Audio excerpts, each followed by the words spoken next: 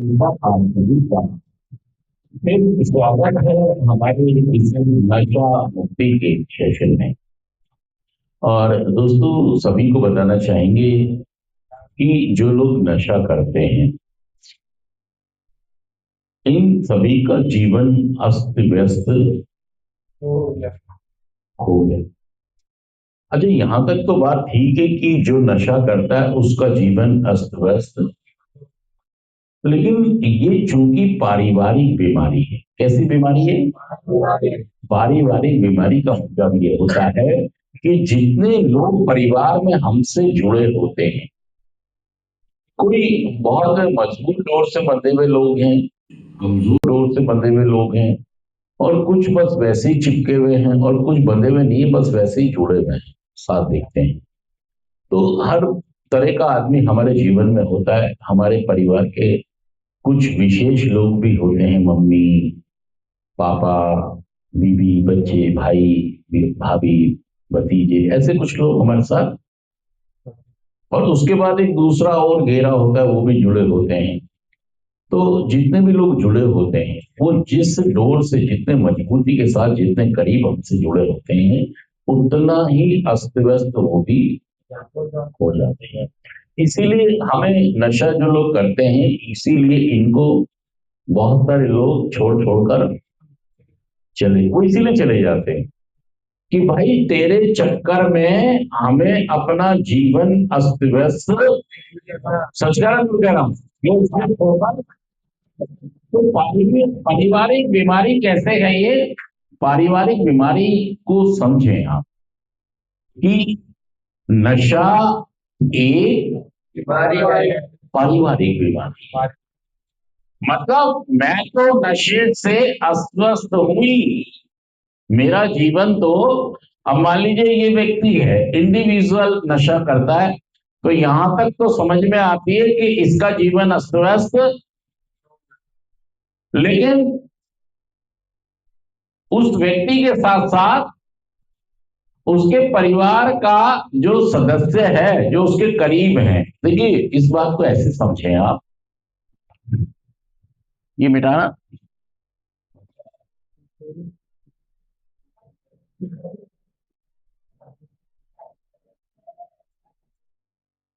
उसके परिवार में जो सदस्य हैं, तो सबसे पहले कौन होगा उसके आसपास पास? पहले तो वो सेल्फ हो गया ना, खुद ही हो गया। वो व्यक्ति जो नशा करता है वो सेल्फ हो गया, और इसका जीवन क्या हो गया? अस्त व्यस्त हो गया, अनमैनेजेबल हो गया है जीवन। मतलब ये संभालना चाहता है अपने जीवन को, लेकिन ये अपने जीवन को संभाल, अस्त व्यस्तता का मतलब होता है ना जागने का पता, ना सोने का पता, ना आने का पता, ना जाने का पता, ना खाने का पता, ना कुछ नहीं पता, ना नौकरी का पता, ना बिजनेस का पता, ना गरिमा का पता, ना महिमा का पता, ना इज्जत का पता, ना मान का पता, ना सम्मान का पता।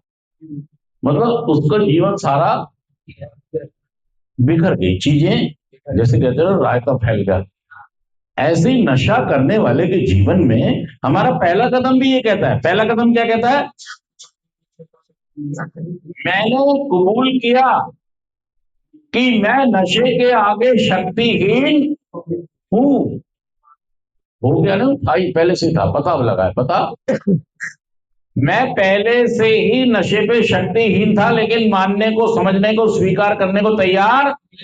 हाँ, ये तो जब मैं सेंटर में आता हूँ, कहीं कोई मीटिंग्स में प्रयास में जाता हूँ, वहां मुझे बताया जाता है कि तुम्हारा कोई कंट्रोल नशे पर है ही नहीं, तुम नशे को मैनेज कंट्रोल नहीं कर पाओगे।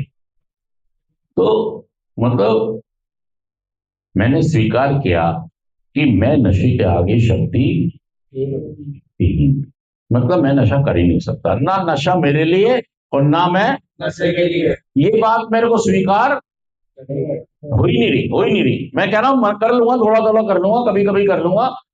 और कई लोग तो सेंटर में होते हैं, वो ये कहते हैं मैं तो नशेड़ी हुई नहीं, मैं तो 3 बार करता हूँ हफ्ते में, मेरे को तो साजिश के तहत यहाँ, मुझे लड़ाई के तहत यहाँ, मैं कोई नशेड़ी, हाँ, कबूल ही नहीं कर रहा है।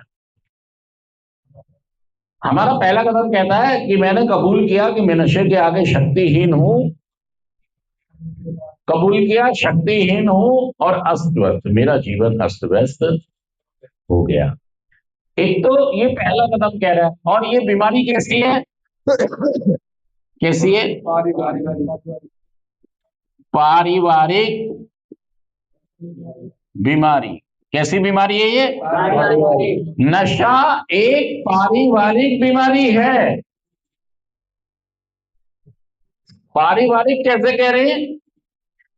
क्यों कह रहे हैं कि पारिवारिक बीमारी है? कोई बताएगा आप में से क्यों कह रहे हैं कि पारिवारिक बीमारी है? पारिवारिक बीमारी ऐसे है, ये सेल्फ तो अस्त व्यस्त है ही, इसके जो आसपास लोग रह रहे हैं, इसके आसपास कई रिश्तों का घेरा है, कई रिश्तों का। पहले घेरे में कौन कौन है? पहले घेरे में कौन कौन है?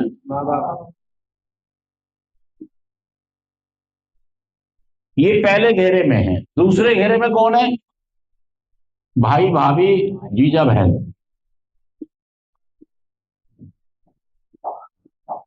बहन भी हो सकती है ना। ये दूसरा घेरा है। तीसरा घेरा कौन है? चाचा चाची, ताऊ, ये सब यही है, ये सब। फिर कौन है? मौसा मौसी।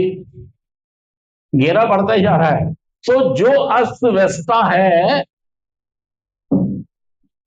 मतलब खुशबू तो अस्त व्यस्तता की सभी जगह आ जाएगी, सभी परिवारों में ये बात पहुंच जाएगी कि तुम्हारा परिवार एक अस्त व्यस्त परिवार है। कई बार तुम्हारी मम्मी तुम्हारे लिए पैसे मांगेंगी, लेकिन उन्हें लोग नहीं देंगे। क्यों नहीं देंगे? कि तू उसको देगी। तू सच कह रहा, झूठ कह रहा हूं? मतलब ये जो व्यक्ति जो अनमैनेज हो गया है, इसने अपने पहले वाला घेरा जो है, कौन सा घेरा, इसको भी क्या कर दिया है? ये भी बीमार हो गए सब, ये भी। इनके व्यवहार में भी क्या आ जाएगा? चिड़चिड़ापन, गुस्सा, झूठ बोलना, धमकी देना। मतलब ये जो नशेड़ी है, कौन नशेबाज, कौन है ये तो दे रहा है धमकी, ये तो। और जो परिवार के सदस्य हैं, कौन कौन है परिवार में, पहले वाले घेरे में? ये भी झूठ बोलेंगे, ये भी।